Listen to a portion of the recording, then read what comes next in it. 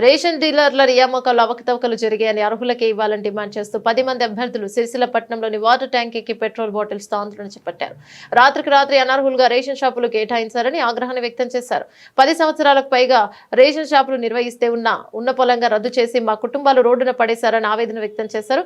పాత వారికే రేషన్ డీలర్షిప్లు కేటాయించాలని డిమాండ్ చేశారు. కలెక్టర్ స్పందించి మొన్న కేటాయించిన షాపులను రద్దు చేసి తిరిగి ఇవ్వాలన్నారు. సమాచారం అందుకున్న additional SP Chandraiah, DSP Chandrashekar Reddy సిబ్బందితో కలిసి సంఘటన స్థలానికి చేరుకుని బాధితులతో మాట్లాడారు. పూర్తి వివరాలు తెలియాల్సి ఉంది. 15 సంవత్సరాల నుంచి షాపులు నిర్వహిస్తున్నాం సార్.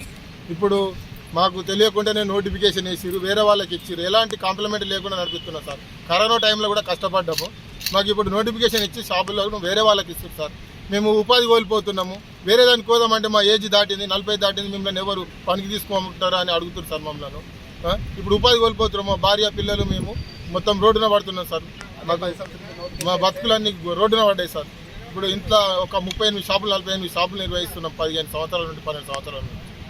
కాబట్టి మాకు వెంటనే ఉపాధి చూపించాలి సార్. మా ఉపాధి చూపించి మా భార్య పిల్లలు బతికేటట్టు చూడండి సార్. కొంచెం పిల్లలు చదువుకుంటారు. మా షాపులు మాకే కొనసాగించండి. 15 సంవత్సరాల నుంచి ఉన్న డీలర్లు అందరం ఉన్నామన్నా.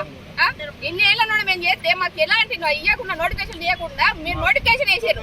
మీకేం కావాలి? మీకు పైసలు కావాలన్నా మేము ఇస్తాం సార్. పైసలు అవి ఇస్తాం మేము సార్. పైసలు ఇవ్వమని అంటారు. మీకు సరిపోకపోతే మేము భిక్షాటన చేస్తాం సార్. అందరం కలిసి చేస్తాం. చేసి మేము జేబులు నింపుతాం. మాకు మాత్రం న్యాయం చేయరు సార్. ఇవాళ మేము 3 పిల్లలు పట్టుకొని రమ్మన్నారు. అందరు కాడాడు పిల్లలే ఉన్నారు. అందరు పిల్లలే ఉన్నారు. ప్రతి ఒక్కరు జీవనోపాధి కోల్పోయి మేము ఇలా రోడ్ మీద పడుతున్నాం. ఇలా నా బిడ్డలు కూడా ఎగ్జామ్ రాయడానికి కూడా ఎంత ముందు ఆడుతున్నారు. వీళ్ళందరూ నేర్చుకుంటున్నా వేరు నా బిడ్డలు. చెప్పురి మా పరిస్థితి ఏంటి? మాకు న్యాయం చేస్తారా చెయ్యరా? అంతే సార్. కేకే మహేందర్ సార్ మీకు దండం పెట్టి చెప్తున్నాం. మాకెవరు ఏ పార్టీ మాకు వద్దు సార్. మాకు న్యాయం కావాలి. మాకు న్యాయం ఇప్పియండి మీరు. మేము కోరుకునేది మేము ఏమంటలేము. ఆడపిల్లలు ఉన్నారు సార్. నాకు 3 ఆడపిల్లలు 12 సంవత్సరాలు. ఏ నోటిఫికేషన్ మాకు ఏం చెప్పలేదు సార్. ఇన్ఫర్మేషన్ ఎలాంటి కేసులు చేస్తారు మా ఊళ్ళో అడగండి సార్. మాది మండపల్లి, నా మండప పేరు కావేరి. మా గ్రామంలో అడుగు నేను ఎంత మంది ఏదో విధంగా నడిపించిందో ప్రతి ఒక్కరు తెలుసుకుంటా. ఒక బియ్యం కానీ ఏది కానీ ఇచ్చిన సార్. ఇప్పుడు ఇలాంటిది 12 సంవత్సరాలు ఇప్పుడు రద్దు చేసినట్టు ఏంటి సార్? మా 3 ఆడపిల్లలు ఉన్నారు సార్, చిన్నవాళ్ళు అంతా. ఇప్పుడు దాని మీద ఆధారం ఉన్నది సార్. మీరు ఏదో ఒకటి ఆదాయం చేయలేదు సార్. సార్ వచ్చి మన ఆదాయం చేయాలి కదా. ఎవరు రావాలంటున్నారు?